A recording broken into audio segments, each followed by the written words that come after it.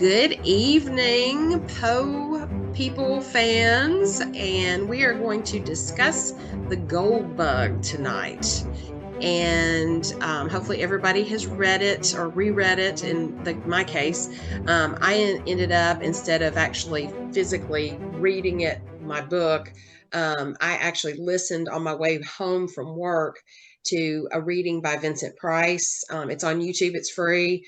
Highly recommend it. I told my husband before I came on here, I could listen to Vincent Price reading every single day of my life of something.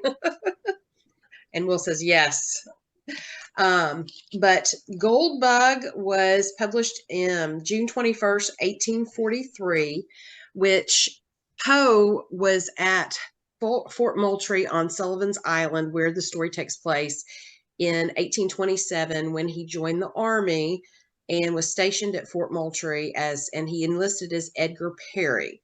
He lied about his name. He kind of, lied about his age, just trying to, I guess, re-image himself at that point. He was a young man, 18, said he was 22.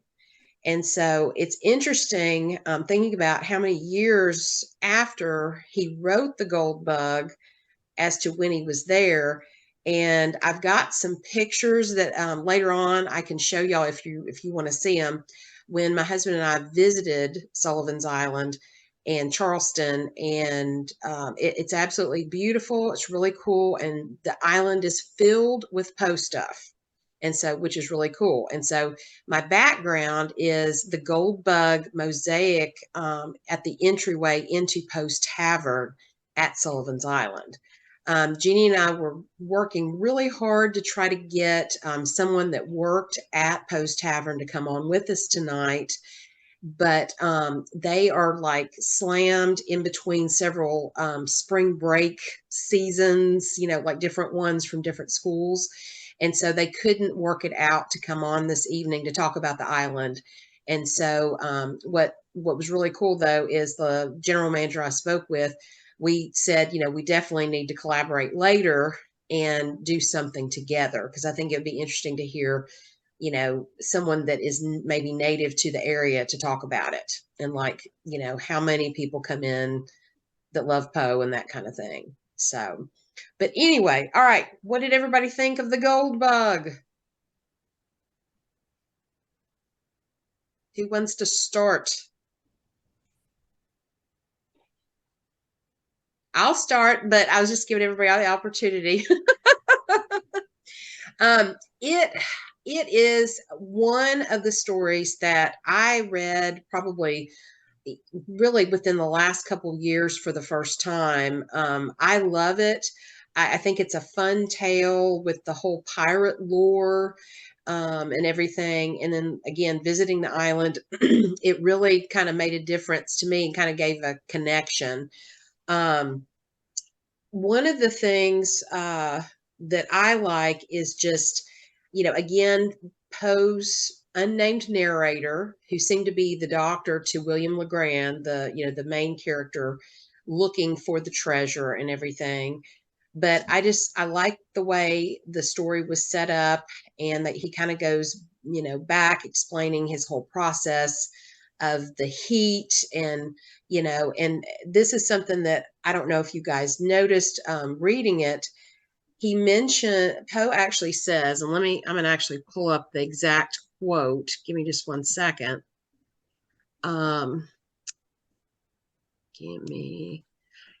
He says, "At this stage of my reflections, I endeavored to remember, and did remember, with entire distinctness, every incident which occurred about the period in question. The weather was chilly, oh, rare and happy accident, and a fire was blazing upon the hearth." Anybody catch the little phrase I just used from his writing, which someone else coined and made famous? Now I'm feeling stupid. Say it, Carmen. Nope. Happy accident. Who do you think of? Happy accident, happy little accidents. Anybody? Bob Anybody? Ross. Yes, Bob Bob Ross. Ross. Oh, I So can see. what's really interesting, and I know this is a little fun thing that I'm adding in right at the beginning of this of our talk. Um, I caught that before, but didn't even could just kind of put it out of my mind. And then when I was listening to Vincent Price say it, because the way Vincent Price said it, he goes, just his voice was like happy accident. It was just really kind of cute. And I was like, hold on a second. So I actually looked up to see who coined that phrase. How old is it? There is nothing I can find on the internet except for Bob Ross. And I'm like, okay, Bob Ross, if he, obviously he's passed away, but he didn't create it. Did Poe create it? So just he came up with, other words like tintinnabulation, things like that. So you just kind of wonder. I don't know. I'm just throwing that out there as a fun little thing I noticed. What are any thoughts on that? Let's see. If any of you are familiar with the Tintin series, the books, The Secret Unicorn in Red, let me pull up the chat. I can't see the very bottom part. Rackham. Rackham. Okay. I am not. Will, do you want to talk about that for a minute? Yeah, so Tintin is a famous Belgian cartoon character that's been around since the 20s, and basically he and his little dog Snowy go around the world on big adventures, and he is a reporter as his job, but he never really reports. And in The Secret Unicorn, his best friend Captain Haddock talks about his ancestor, his ship getting run over by pirates, which is Red Rackham, and then the ship was blown up to kill the pirates, and he ended up on an island and stuff like that. And then, in the modern day, they go out to find it using certain coded chart. Oh, very cool. That is, I mean, almost like taking kind of like or paying homage to Poe with those stories. Definitely. Yeah, I should probably look it up and see if there's any section on influence. Yeah. I would be curious. I would definitely be curious if that was definitely a connection. That's really cool. One other thing that I thought, was interesting, like again, mentioning the unnamed narrator, but the main character's name, William Legrand, and then his servant named Jupiter. And what I thought was really interesting is, thinking about Poe's characters in many stories, and I looked this up just to make sure I didn't miss anything. But Poe loved science. He loved space, things like that, exploration. And so I would thought, did he use more names of planets or celestial bodies or things like that? Because I thought of Pluto, the black cat, and the only two I really found was Jupiter and Pluto, which is kind of interesting, of largest planet to smallest planet. And I still do say Pluto is a planet, not a dwarf. Sorry, I had to throw that in there. But Yeah. do what? I was gonna say about the Jupiter thing. So correct me if I'm wrong, Carmen. I meant to look this up before we did this, but I didn't. Yeah, Doesn't he use the name Jupiter in another story as he was like a servant or a valet? Isn't it in like the How to Write a Blackwood article or something? There's maybe. another there's another time where he uses the same thing where it's like an African American type of servant with the same Okay, name. So I thought that I don't know which one. I know it's in one of them I because he has think several you're different right. versions of that have been edited where like they're parts like the story is chopped up in different like versions of it. But I know there's a repeat in the name Jupiter, and what I also thought was interesting about the story, and I know that Edgar Allan Poe had a lot of animals and liked a lot of animals, Mm-hmm. but the Newfoundland dog is actually, though it has a different name, it's Wolf in here and it's Tiger in the narrative of Arthur Gordon Pym, Yeah, excuse me, but they had the dog, the same type of dog, and that's a really that's true. specialized water dog. Yeah, So I thought that was interesting that like out of all the animals, it's not just they had a dog, it was a very specific dog. So it was kind of like a almost like a repeat of a dog. So I thought that for me, I've always thought it's kind of interesting. that really is. And I was gonna say, I'm glad you mentioned that, Holly, because I read 2 chapters of Arthur Gordon Pym, and because Jeannie and I are working on something with that just down the road, and I haven't had time to read much more. But yeah, that's a really cool thing to point out. Definitely with the repeats of things. Um, I have a question really quick. yeah, Do you know the reference at the beginning of the story, "All in the Wrong"? What is "All in the Wrong"? that I don't know. I'm not 100% sure. Anybody else have an idea what that would be? I'm going to flip back to it.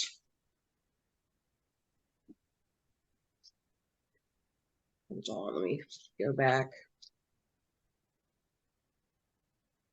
Where, let's see. Oh, when he said at the very beginning, the quote before, what ho, this fellow is dancing mad. He hath been bitten by the tarantula. All in the wrong. I would have to look that up because I am not 100% sure. Because to me, the quote right there before the story begins goes to the gold bug, biting Legrand. And so that's a very good question. I was going to say, while we're talking, I can try to look that up because that's an interesting point. Any thoughts, Will, on what you think it means? Well, it looks like "All in the Wrong" is a play, an English comedy. Okay. So maybe Poe saw that performed. I'm kind of Googling as we speak. Yes. Mm-hmm. I'm Yeah, also but looking it's a that up. Arthur Murphy wrote the play. Okay.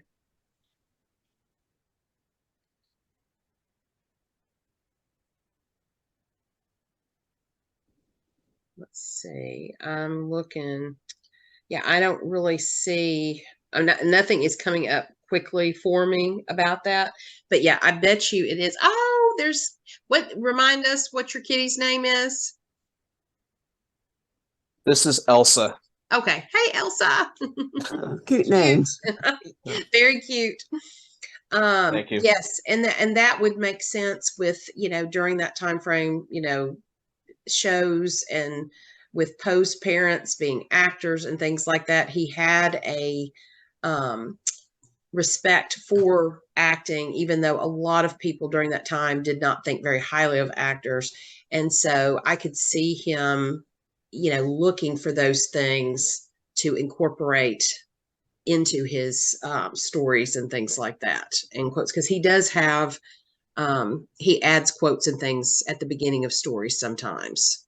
So, but yeah, you kind of wonder, referencing that again, the tarantula to the gold bug, the biting, you kind of wonder, you know, at first when the story is when Jupiter is talking to the narrator about, you got to help him because he's gone mad and things like that. But he really wasn't. He was just very enthusiastic about finding this treasure. And so could that be all in the wrong, that Jupiter was wrong, that he wasn't crazy from being bitten by the bug? Maybe, I don't know. I'm just kind of thinking on those lines. Definitely. One other thing I looked up with the cipher that he used was brilliant. I just in the way he like decoded it for the reader and everything. But I love the part where it's got the clue of the goat, the kid, with the death's head on the other side and the cipher in between, and the kid referencing Captain Kidd. And one of the things I looked up was just looking at what pirates were around that area. And Captain Kidd really was more northeast, up near New York, Nova Scotia, and things like that, where he was doing all of his pirate stuff. And Blackbeard was more in the south, and some other people too, but Blackbeard being the most well known. Any thoughts on the pirate, aspect of this? It was Steve Bonnet was in Charleston, Okay. Okay. and my cat Pumpkin's up here. Oh, Pumpkin. Yes, yeah. Oh, My cute. the camera doesn't work, but Pumpkin's right here. Hi, Pumpkin. Oh, He's a hey, warm pup. Pumpkin. Oh, thanks. Oh, yeah. Okay. And I am not as familiar with Steve Bonnet as I am with some of the Bonnet. other Yeah. pirates. Yeah. Anything that you know more about him, Leila? Well, he was like a gentleman. He was called the gentleman pirate. Okay. He had a successful life, but I guess he got bored, was unhappily married, and became a pirate. Of course, he ended up being hanged, naturally. Yeah.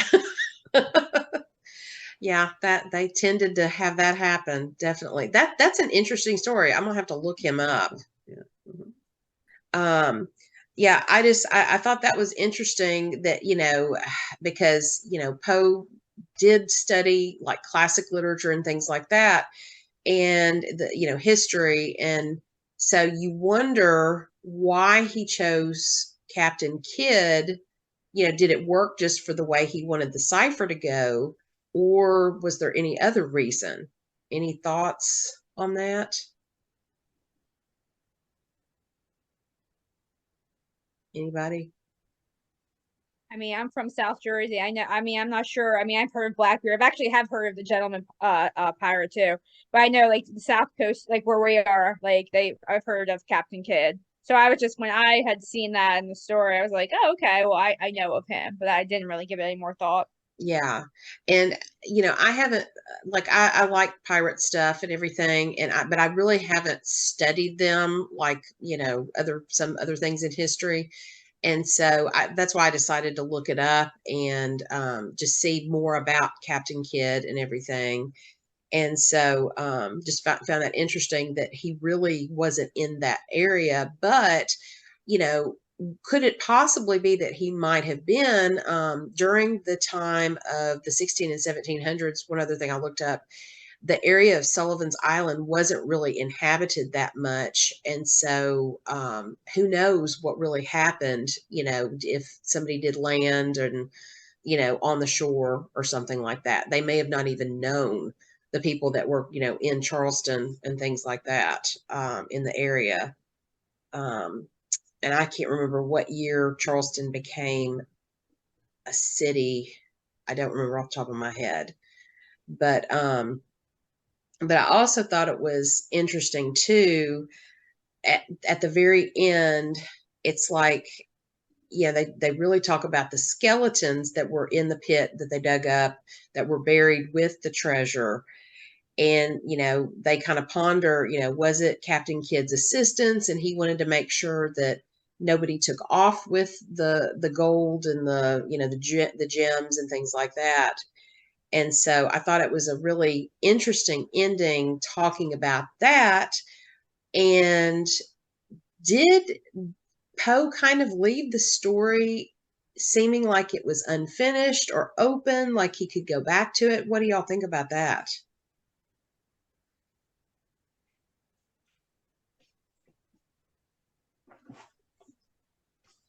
Any For me, thought? I kind of figure it's like classic pirate. I mean, that's traditionally Yeah. like everyone knows if you go to bury the treasure, you're not coming back. So Yeah. for me, I was like, yeah, like you probably shouldn't have volunteered for that task. Yes. Yeah, Exactly. but yeah, dead men tell no tales. Right. Yes. Oh, I know. Um, yeah, I just, in a way, I mean, I think the end of the story was very fitting, but at the same time, I was like, he kind of left this open in a way where he might could come back to it. I don't know, but Yeah, it's he like the never other did. side of the story's not told. Like, it's like Yeah. it's up to our imagination. Yeah. Yeah, absolutely. Um, Anybody else have any thoughts on all of that part of it or any other aspect of the story? I guess what I liked about the story is the fact that the gold bug, which is entitled, it started this treasure chase of this hunt, really was just a coincidental type thing because it was actually just the paper that the gold bug got wrapped in when it bit him Legrand, Yeah. That was actually the parchment with the treasure map. So I love the fact that the whole time he's like toying with the narrator with the gold bug tied to a string, and he's like teasing him, so everyone thinks he's crazy. And of course, like the first time I had read the story, I kept thinking like, okay, well, this bug, if it was, I was thinking Jupiter was like crazy and actually never actually really bit him. He just thought it did to Yeah. explain things. Then I'm like, well, if the bug is alive, it's dead. What does the bug have to actually do with anything? And the funny thing at the end is it was just happenstance, totally coincidental, and I thought that was great. Oh yeah, no, I like that part of it, Holly. I think that makes total sense. Micah says the Goonies should totally be in the sequel. I do agree, even grown up. Goonies never say die. That's right. That's right. And then Will said, "Am I right in believing that Poe was bipolar? I wonder if he wrote Goldbug during a high in his life, but then it was interrupted by a low, and he never got around to continuing it." Um, I don't. I have never found anything like about Poe being bipolar necessarily, but he did, struggle with his own demons and things of, with mental health and stuff. A lot of things weren't categorized back then medically, and so it could have been because like 1843. I forget the year that Virginia started becoming sick off the top of my head. She died in 1847. It may have been around the time of 1845, so that would have been right before. Yeah, I think it was that. I Is think it was that, about 3 years before. yeah. Yeah, I'm trying to do the math. Yeah. So, and then struggling with, supporting his family and everything. He did struggle mentally with a lot of things. So, Will, that could very possibly be. Absolutely. One other thing that I was going to bring up too was that there was a family that lived in Charleston at the time, and like, kind of tied into Sullivan's Island as well. That the man's name was Dr. Edmund Ravenel, and he was a scientist, a conchologist, which Poe later on, wrote with assistance with some other, research and things. The conchologists, I can't remember the exact title, but it was a book on shells. I actually have it. I haven't read it yet, but it's basically like a textbook on shells. But Dr. Edmund Ravenel, there is a possibility that Poe knew him. And if he did, it's very possible that with the science type things that he did, Dr. Ravenel, he could have shown him a couple of different types of beetles where Poe might have gotten this idea. There's the theory. This is just very much theory, possibility. This is not set in stone. This really happened. But some of the beetles that he could have shown him was just the click beetle, which has like weird markings on the back of its head that are black, and that's a beetle that's more well known. And then there is the scientific name, and I don't know if I'm saying this right, but Callichroma splendidum, and that particular beetle has green and gold hues. And so, Poe could have even just looked this up to find that himself, or just decided to make it up. I'm not real sure. But there's another story that goes with the Ravenel family, and it's Charleston holds on to this as kind of a Poe connection, I guess you will.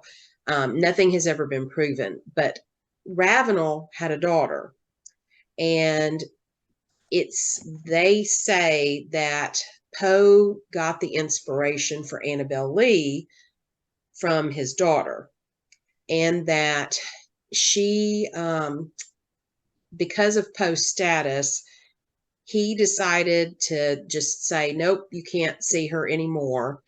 And she ended up dying. And there's a cemetery, I'm going to show you a picture of it, where it said she is buried, but there's no marked grave. So you have no idea where she's buried. So they're holding on, and her name was Anna. And so thus Annabel Lee. And when you look at, when you're on the beach in the area of Sullivan's Island, you can kind of picture it in your mind. I mean, a lot of beaches do look alike, but just, I don't know, it just felt very much like, the Kingdom by the Sea and things like that. And so, do y'all want to see the pictures?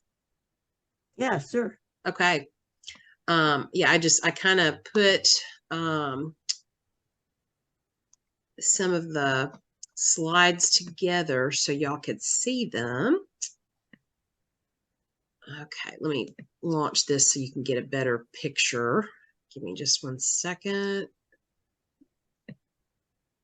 Okay, here we go. So again, that's the gold bug at the front entrance of the Post Tavern there. And then around the city, they have streets named after Poe tales. One is the gold bug. That's a great picture. Oh, thank you. Thank you. Okay, so there, the tree in the story is a tulip tree. This particular tree that there's a picture of is one that they say, and it's still like it's like the base of it is huge. You just can't see it in the picture. But people say this is a possible location for the real gold bug tree that Poe wrote about when he, was on the island and kind of was, I guess, walking around or whatever. There's another picture of it. So this is gonna sound so silly, Carmen. No, When he said tulip tree in the book, I actually assumed, maybe because I'm on the East Coast, that it was a tulip poplar tree. I've never even seen a tree like this before. yeah, and these trees are quite common in South Huh. Carolina, and especially on the coast. And when my husband and I were driving around and looking for all the different post streets and everything, we found other trees that had, because it said that Jupiter had to climb several like feet up before he got to any branches, then going up to that seventh branch where the skull was. And we found other trees similar to this, but the branches were starting up higher. And so we wonder, what is the is this tree really there or not, the gold bug tree? But this is what they call this one. And one of the things that I did before we went here is there was a book called Poe Land by J.W. Ocker, and he has gone to all the different post sites and found all of these type of things, and he puts it in the book. So you literally don't even have to read the whole book when you're traveling. If you're going to Charleston, South Carolina, you can look at this chapter on Sullivan's Island and just read what you need, or take it with you like I did. And I was like looking at the book while my husband was driving around going, go this way. So, but then there's Raven, and the gold bug tree is around gold bug and Raven. So, and then Poe, of course. All right. And so then this is an old battery building that they kept around. And there's a library called Edgar Allan Poe Library. And they have a whole room with Poe stuff. And so I thought I'd show you some pictures. They have Poe on the windows and the bust of Pallas. This is leading up to an area of one of the beaches. And then this is what I mean by, you can just picture the Kingdom by the Sea, in my opinion. There, it's absolutely beautiful. And then this is Fort Moultrie, the front. That's just a really cool tunnel that you can kind of walk through and everything. And I just thought that was really neat at the fort. And then this area right here where the bricks are on the ground was the area for the barracks, and they got destroyed. I forget what happened. But basically that's Poe slept here. And so I thought y'all would find that kind of interesting. I thought that was really cool. And then that's the front of Poe's Tavern. And of course, yes, my husband and I match, and I make our stuff. And so, and he's good with it. Our Poe stuff. And then just inside, And you can kind of see they've got Poe stuff everywhere. The food and drinks are named after Poe, tales and poems and things. It's just really neat. This is the cemetery where the whole Anna Ravenel tale stems from. So that's it. But I wanted to share that with you guys. Thank you. It was cool. Oh, you're welcome. But Wonderful photos. oh, thank you. Thank you. Let's see. And then Micah says the library has no Longfellow or Shakespeare. That's very true. It's a small library, but just it was very quaint, very cute, and we actually went there first before we did all the other Poe stuff. And but highly recommend if you're ever able to go there. It's amazing. It really is. All right. What else? What else did y'all get out of this tale? I thought it was interesting because, most writers, rely on their experiences. I did think it was interesting that Legrand started off from like a good family who happened to become poor, which has happened to the Poe's family with his grandfather giving the money to the army and whatnot that he never got back, military. Yeah. So if he was kind of searching, the gold bug was like symbolic of him getting back into good standing, getting the money, getting his life back on track. So I kind of thought, maybe that was a little, kind of how he felt with his, like, hopefully his stories to help me get back on track. I mean, it probably is not what he was thinking, but I just kind of thought that was cool. Yeah, but honestly, Holly, that is a good point. I mean, because that's all Poe wanted to do was be known as a writer and be respected for it and earn a living for it. So I think you may have a good grasp on Poe kind of putting his own, life in the story. Definitely. Let's see. Will says, has the gold bug come under any recent criticism for how Jupiter's dialogue was written? I wondered that myself. I have not looked up to see. I could definitely see that being a possibility. Absolutely. So get your copies now. Yes, I mean, because like to me, it reminded me of like reading Tom Sawyer or Huckleberry Finn and that kind of thing. Yeah, I don't know. I know here in Tennessee, they're banning lots of different books for these types of reasons. This is one I'm not sure of if they have, but it would not, or somebody out there. I don't know. That's a valid point. Anything else y'all can think of that you liked, disliked? I guess I like this, like the silliness of this skull being like anchored or nailed to the tree and through the eye. For me, I enjoyed the whole setup. I definitely think this is a story that, once you read it, you get, at least for me personally, you get more from it the first time around. It kind of has a setup very much to me, even though it's completely different storytelling, but it's kind of told in a manner like the Oblong Box. Like the first time if anybody's read that one, if you read it the first time, at least me, like I think I'm a semi-intelligent person, and I was like, I don't get it. How is this happening? Why can't I figure this out? Kind of like the pirate thing. It's kind of like, well, once you've read it and you know it, you wish you could forget it so you could read it again, Yeah. But I mean, I did enjoy it. I enjoyed the setup. I enjoyed like the reveal at the end. It was kind of like the how, when, who done it all at the end. I mean, I enjoyed the setup of it all. Yeah, because I mean, this story is considered, mystery, adventure, science fiction. It's kind of a little bit of everything rolled into one. And to me, I consider it more of a adventure story, just with the pirate aspects and things like that. But yeah, I do like it. Let's see. Micah says, loved it. And yet another antecedent for Sherlock Holmes, The Adventure of the Dancing Men. I'm not sure if I've read that story, The Adventure of the Dancing Men. Has anybody else read that one?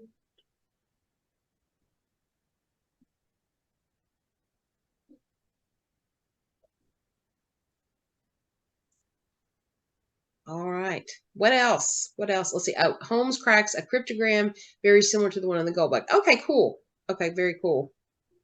I'm gonna have to check that one out. Again, I can't remember all the Sherlock Holmes stories I've read. Just there's a few that stick out. Jeannie and I talked about the Speckled Band because it's a locked room mystery, and that one comes to mind because it's more fresh. But yeah, and I love that Poe incorporated the cryptograms in here because it's I love cryptograms and ciphers and things like that, and just the brilliant work he did with creating it. And again, I've talked about this a minute ago, just how he showed how he Willigran decoded it, because it's like, where would you, like, if you saw that, where would you even start in today's world? I mean, I think most of us would possibly, I would try to figure out patterns, but also go type it in Google to see what might come up too. Yeah, I'd be like the narrator. Yeah, I would never have found the goal. I'd just be like wandering, walking around the woods there. Oh, but yeah, and then when they're doing the digging and they can't find it, and then it was like, oh, you put it in through the wrong eye of the skull. So I thought that was funny. Oh yeah, and I like how the dog the whole time, because he's smarter than everybody, is like, "Hey guys, you're digging in the Yes. wrong area. I can like smell the bones here. Let me out." Oh, I know. That was really funny. Oh my gosh. But yeah, so do you think that Poe might have wanted to come back and do a part 2 of this, or he meant to leave it that way? Just kind of with, who really is buried in this pit with the treasure.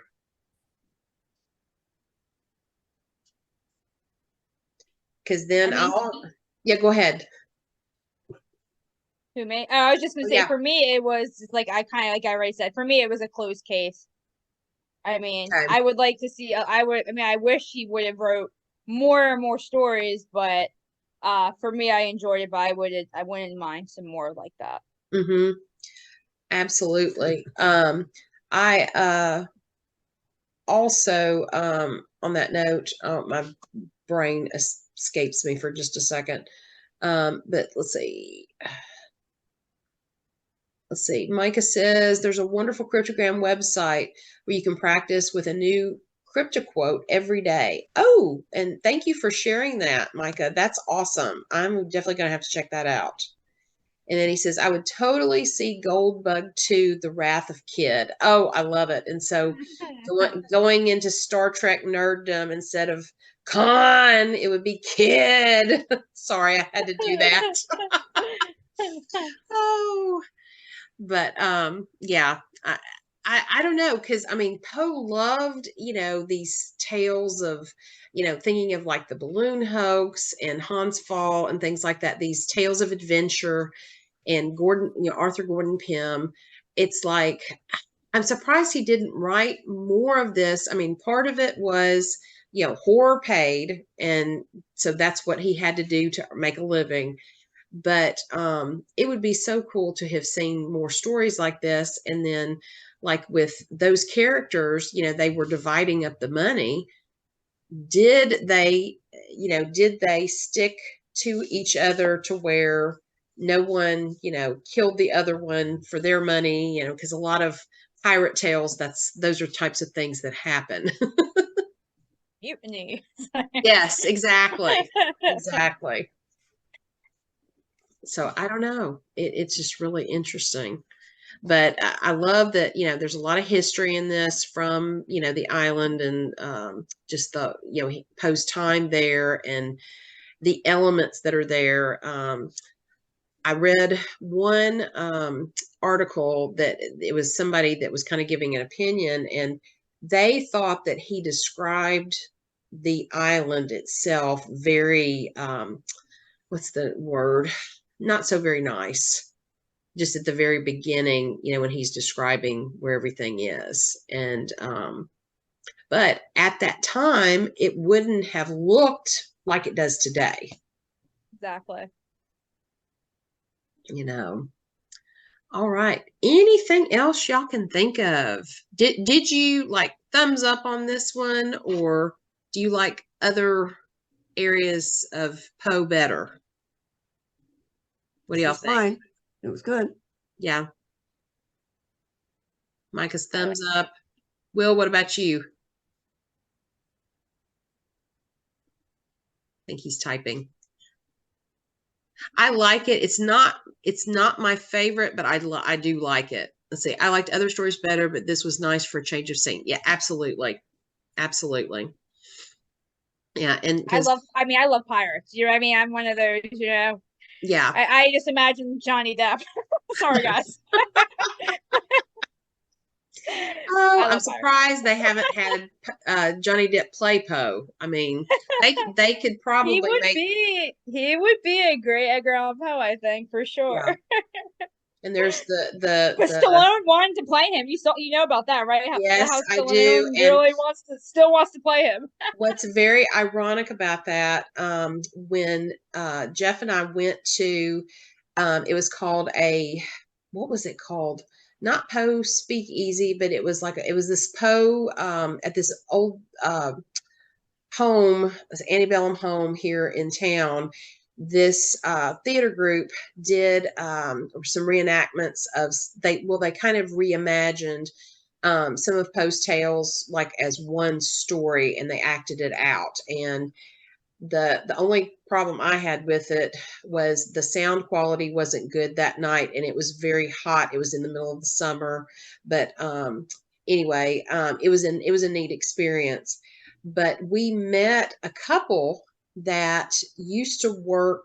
He used to work in Hollywood and knows Clive Barker, and he was with Clive Barker on a call with Sylvester Stallone, and they were going to work something out to do a Poe tale, or what Stallone had bought the rights to. And when Stallone said, "I want to be Poe," he said, "Nope, we're done." And then they got off the Zoom call or whatever. And I Because thought that there's was actually a picture. There's a picture floating around the internet, if you guys have seen, of him actually dressed up in like Victorian gear. But of course, this was when he was younger, but he was still like real muscular. So I yeah. mean, he definitely. I mean, yeah, maybe not for a serious Poe movie. I mean, he Yeah. didn't necessarily have the right look, but it was funny because he really wanted to play him. He paid to get his own like stills taken of him in Victorian like garb. Interesting. Oh So wow. yeah, you can find it online. It's funny. That is really interesting. Yeah, because when we met these people, I was just like, okay, that is insane. That was the first time I had heard of it. So this was last summer, actually. This was, I think, July or August. But yeah, and then Micah added Pirates of the Caribbean would be amazing. Yes, I love that. Oh my goodness, that's hilarious. Yeah, you have to put the pun in. Definitely put the pun. Well, I feel like we've really talked about everything that we can about the story. I think for the most part, everybody liked it. It was a nice change. And next month, May 30th, is going to be our next Poe Unplugged. So I hope everybody can join us. And hopefully, Jeannie will be back and feeling better. And we are going to be doing Annabelle Lee. We're going to move to a poem. And what is really cool, we have a poet who is joining us. Her name is Trisha Schufelt, and you can find her on Facebook and everything. And she's actually one of our guest judges for our poetry contest, Poet Like Poe. And she has some poems written that were influenced by Annabelle Lee and some other Poe tales and things. And then I don't think, do I have it right here? I do. And I have not read this yet, but this is The Ghosts of Nevermore. And this is one of her books. And so, but she's going to be joining us as a guest, and she's going to be reading some of her poetry, and we can kind of talk about it and everything. But I think you'll really enjoy listening to what she has to say, and then us talking about Annabelle Lee. It's one of mine and Jeannie, both of our, it's our favorite, probably our favorite, besides The Raven, of the poems. So, but yeah, but if you know any, you guys, and actually Holly is one of our guest judges too for the poetry contest. And so if you know anybody who loves to write poetry and wants to write it like Poe, poet like Poe, please encourage them to go to our website and submit an entry. We have a youth category, we have an adult category, there are prizes. And so we welcome everybody to do that. And I'm trying to think of anything else. I think that's kind of all the Poe stuff going on. Yeah, Will, go ahead. I just had an idea. So I write poetry myself, but I had this idea where I would find some famous poem and I'd go out to a area near my house that's sort of similar to where the poem takes place, like, you know, Rack Up the Hesperus. I might read it out at the beach or something like that, right? So I was thinking my dad's house has a lot of raven visitors. Oh, so next time I'm there, I'll read The Raven to my family while the ravens are behind us, you know, wanting to, you know, have scraps of food. oh, that is That's so cool. cool. Oh, That's that is so so, cool. yeah, you need to record that, because if they're, you know, making noises and things like that, that would be fantastic. If I do it, I'll film it and I'll share it with you guys. Yeah, we That's love so it. awesome. Oh, we Yeah, absolutely definitely. love it. That would be so cool. Yeah, but yeah, Will, if I was gonna say, if you write poetry, please send an entry in. We've gotten several so far, and it's through May 28th to submit, so you've got plenty of time. And then if anybody else knows anybody, please, you know, have them submit. So, but yeah, and so Micah says, thank you again for doing this. So good to see everyone. Yes, it was very good to see everybody and hear from everybody. And please join us next month for Annabelle Lee. And Will says, this is always a blast. Yes, I look forward to this every month. And I'm so glad we're kind of doing it the last Tuesday kind of every month, because it's like, ooh, can't wait till the end of the month. So, and what's really cool is May 30th, I will be out for summer for school. So we finish May 24th, or 25th. But yeah, so summer off. So it's exciting. But all right. Anybody else have anything to add? All right. Well, thank you guys again, and we will see you next month. See you next month. Thank you, All Carmen. right. Thanks, guys. Bye. All right. Thank Have a you. good night. Bye. Bye.